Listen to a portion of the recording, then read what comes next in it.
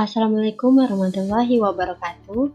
Kami dari kelompok 1 akan membahas tentang analisis perusahaan gudang garam. Sebelum memulai video ini, berikut adalah anggota kelompok kami. Suryawonowijojo merupakan pendiri gudang garam yang didirikan pada tahun 1958. Setelah Suryawonowijojo wafat, Roman Halim yang merupakan anak pertama dari Suryawonowijojo mengambil alih pengelolaan gudang garam dan menjalankannya selama seperempat abad dan wafat pada tahun 2008 dan digantikan oleh Susilo Wonowijojo sejak tahun 2009 hingga sekarang. Gudang garam merupakan perusahaan manufaktur yang bergerak di bidang industri. Gudang garam berpusat di kota Kediri, Jawa Timur. Hingga kini, gudang garam sudah terkenal baik di dalam negeri maupun di mancanegara sebagai penghasil rokok kretek berkualitas tinggi. Apa saja sih produk yang dihasilkan oleh gudang garam? Berikut ini merupakan produk yang dihasilkan oleh gudang garam.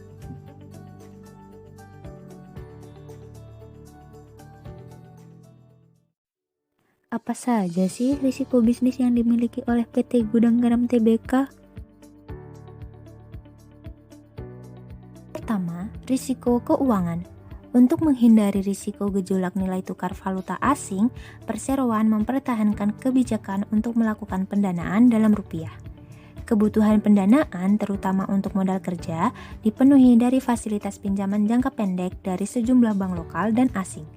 Seluruh fasilitas pinjaman ditinjau setiap tahun dan dapat diperbaharui dengan persetujuan kedua belah pihak. 2. Risiko pasokan. Perseroan memiliki tingkat persediaan yang memadai untuk memperkecil dampak yang mungkin ditimbulkan oleh naik turunnya ketersediaan bahan baku di pasar. Pengadaan bahan baku setiap tahun dilakukan dengan mempertimbangkan kualitas, kuantitas, harga, dan tingkat persediaan perseroan. Tujuan yang ingin dicapai perseroan adalah stabilitas kualitas dan biaya bahan baku. 3. Risiko piutang. Piutang perseroan pada umumnya berjangka pendek kurang dari sebulan dan tersebar di sejumlah pelanggan yang ada di mata rantai distribusi, sehingga tidak terjadi konsentrasi yang tidak semestinya. Manajemen berkeyakinan bahwa semua piutang yang ada pada tanggal laporan keuangan dapat tertagih. Lalu, siapa saja yang menjadi pesaing PT Gudang Garam Tbk? Perusahaan rokok lokal terbesar selain PT Gudang Garam Tbk adalah PT Jarum Kudus, PT HM Sampurna Tbk, PT Bentul International Investama Tbk, serta PT Wismilak Inti Makmur Tbk. Terbatasnya wilayah persaingan produsen rokok lokal tersebut semakin bertambah sempit dengan turut sertanya para produsen rokok impor dalam perebutan pangsa pasar, yaitu PT Philip Morris dan PT BAT atau British American Tobacco. Saya akan menjelaskan tentang perbandingan antara neraca dan laba rugi. Analisis yang saya gunakan adalah analisis common size, yaitu analisis yang dilakukan dengan merubah angka-angka yang ada dalam neraca atau laporan posisi keuangan dan laporan laba rugi menjadi persentase berdasarkan dasar tertentu. Misalnya bisa kita lihat pada laporan posisi keuangan pada akun kas. Di tahun 2020 terdapat kas sejumlah 4.774.272 yang akan kita bagi dengan total aset yang berjumlah 78.191.409. Maka kita akan mendapatkan persentase sebesar 6,1%. Selanjutnya di tahun 2019 terdapat kas sejumlah 3.571.886 akan kita bagi dengan total aset di tahun 2019 yang berjumlah 78.647.274, maka akan kita dapatkan hasil sebesar 4,6%. Cara yang sama akan kita ulangi di semua akun, yaitu akun liabilitas dan ekuitas.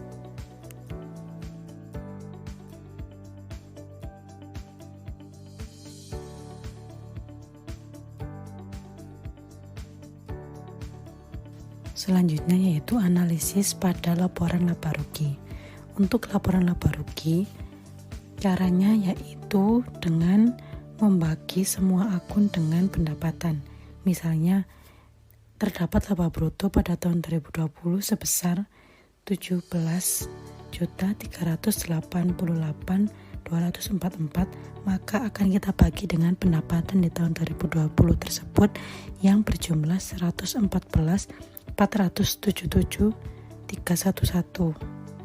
Hal tersebut berlaku untuk semua akun yang terdapat di laporan laba rugi. Selanjutnya, saya akan membahas perbandingan rasio keuangan pada tahun 2019 dan 2020 pada perusahaan gudang garam. Pada setiap rasio itu memiliki perbedaan rumus, dan pada tabel berikut ini juga terdapat cara menghitungnya. Selanjutnya, pada tabel berikut ini merupakan perbandingan pada tahun 2019 dan 2020 pada perusahaan gudang garam. Likuiditas current ratio pada tahun 2020 yaitu 2,91%, pada tahun 2019 2,06%. Quick ratio pada tahun 2020 0,56%, 2019 0,36%. Cash ratio pada tahun 2020 0,28%, pada tahun 2019 0,14%. Rentabilitas gross profit margin pada tahun 2020 0,52%, pada tahun 2019 0,62%. Net profit margin tahun 2020 0,07%, pada tahun 2019 0,10%. Return on investment pada tahun 2020 0,10%, pada tahun 2019 0,14%. Return on equity tahun 2020 0,13%, pada tahun 2019 0,21%. Aktivitas inventory turnover pada tahun 2020 hasilnya 2,87%, pada tahun 2019 2,58%. Fixed asset turnover tahun 2020 4%, pada tahun 2019 4,16%. Total asset turnover tahun 2020 1,46%, tahun 2019 1,41%. Selanjutnya adalah perbandingan elemen keuangan pada laporan keuangan. Yang pertama yaitu perbandingan elemen keuangan pada laporan laba rugi di PT Gudang Garam, TBK, dan entitas anak. Yang pertama yaitu pada laporan laba rugi, total laba PT Gudang Garam dalam pembukuan 31 Desember 2019 sebesar 10.880.704.000. Sedangkan pada 31 Desember 2020 sebesar 7.647.729. Sehingga dapat dikatakan bahwa laba perusahaan PT Gudang Garam mengalami penurunan sebesar 3.232.975.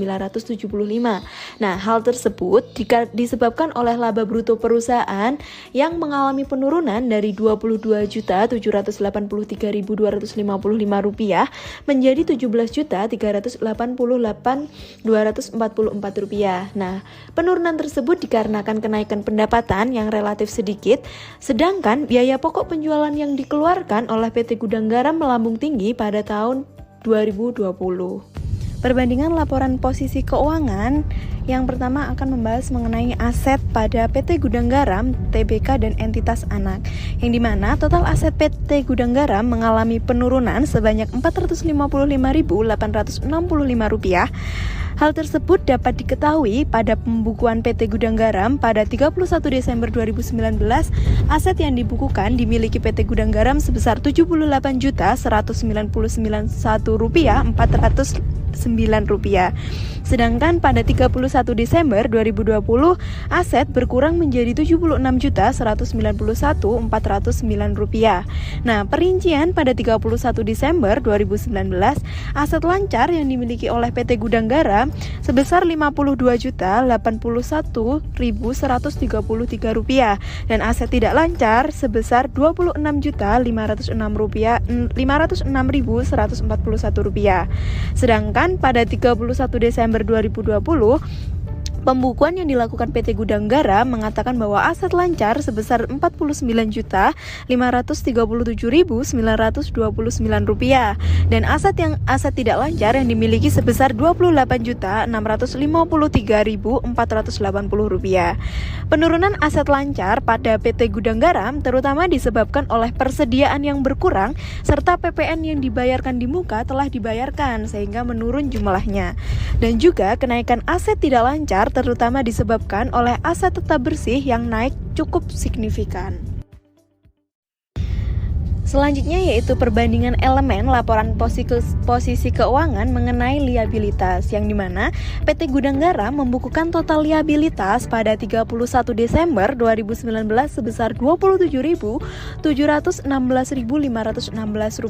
dengan perincian liabilitas jangka pendeknya itu sebesar Rp25.258.727 dan liabilitas jangka panjang sebesar Rp2.345.789.